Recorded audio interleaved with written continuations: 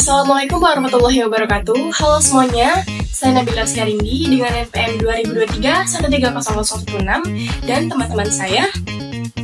Perkenalkan, nama saya Yolanda Putri Gading dengan NPM 2023 130038. Nama saya Erika Rosita dengan NPM 2023 130034. Perkenalkan, nama saya Rifin Alfian, NPM saya 2023 130046. Kami dari Universitas Bina Insani ingin menyampaikan materi dengan judul Efek Biskita terhadap pendapatan angkot di Bekasi. Kami juga mengucapkan terima kasih banyak kepada dosen kami yaitu Bapak Suwardi SMM atas ilmu dan pembelajaran yang telah diberikan. Semoga pembahasan ini dapat bermanfaat dan selamat menyaksikan. Baik, ini adalah daftar isi atau alur yang akan kita bahas pada topik pada hari ini. Yang pertama itu ada nama anggota, tadi sudah diperkenalkan. Yang kedua itu ada pihak terkait, latar belakang, solusi yang ditetapkan, relevansi kasus, solusi yang diusulkan, analisis masalah, langkah-langkah implementasi, faktor-faktornya, dan juga yang terakhir adalah kesimpulan. Baik, di slide selanjutnya dari latar belakang, Biskita adalah layanan bis gratis yang dirancang untuk memenuhi kebutuhan transportasi pada masyarakat, termasuk di wilayah Bekasi. Tujuan utamanya adalah untuk menjadikan moda transportasi yang terjangkau, nyaman, dan juga ramah lingkungan. Dengan hadirnya Biskita ini diharapkan mobilitas masyarakat perkotaan dapat lebih mudah dan juga lebih efisien. Namun, ada dampak yang perlu diperhatikan, terutama pada aspek sosial dan juga ekonomi.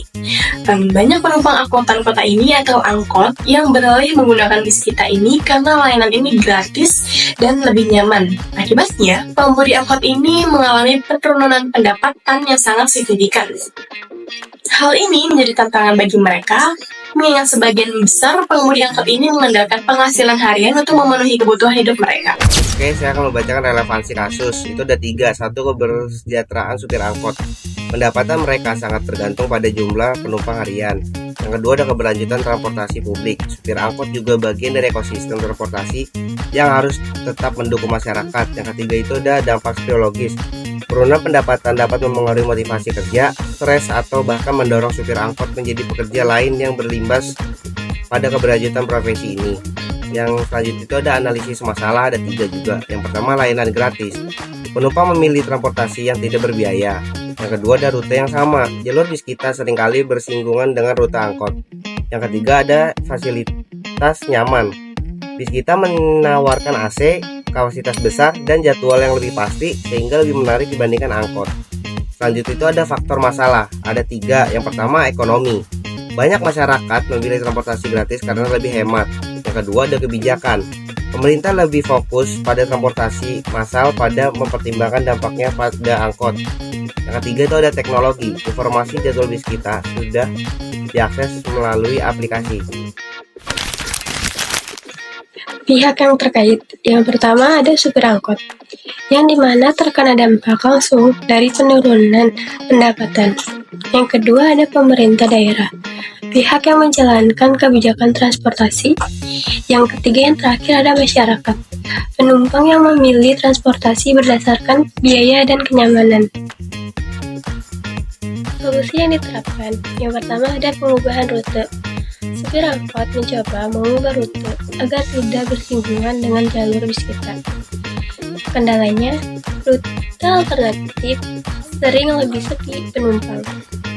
Yang kedua ada protes supir angkot. Komunikasi supir meminta subsidi atau kompensasi dari pemerintah. Kendalanya respon lambat dan tidak ada kebijakan kontrak. Yang ketiga ada peningkatan layanan angkot. Supir menawarkan diskon atau kenyamanan tambahan seperti kipas angin. Kendalanya tetap lebih kalah saing dengan transportasi gratis seperti Biskita. Solusi yang dapat diusulkan. 1. Integrasi rute dan tiket. Supir angkot bisa bergabung dalam sistem transportasi massal dengan sistem bagi hasil. 2. Subsidi pendapatan. Pemerintah memberikan kompensasi sementara untuk supir angkot yang berdampak. 3. Pelatihan alternatif. Memberikan pelatihan kerja untuk pekerjaan alternatif seperti menjadi pengemudi bus atau layanan logistik. Langkah implementasi. 1. Pendapatan supir terdampak. Pemerintah mendata supir angkot yang pendapatannya bisa menurun akibat bis kita. 2. Melibatkan komunitas supir. Asosiasi supir angkot ikut dalam pembahasan solusi agar mereka merasa terdengarkan. 3. Uji coba program. Mulai dari beberapa wilayah sebelum implementasinya penuh. Kesimpulan.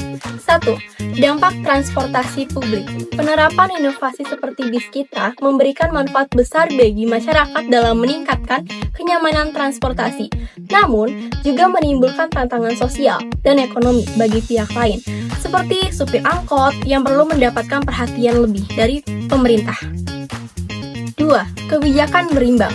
Solusi terintegrasi yang melibatkan supir angkot dalam ekosistem transportasi massal diperlukan untuk memastikan keberlanjutan layanan publik, menciptakan keadilan sosial, dan menjaga kesejahteraan ekonomi semua pihak.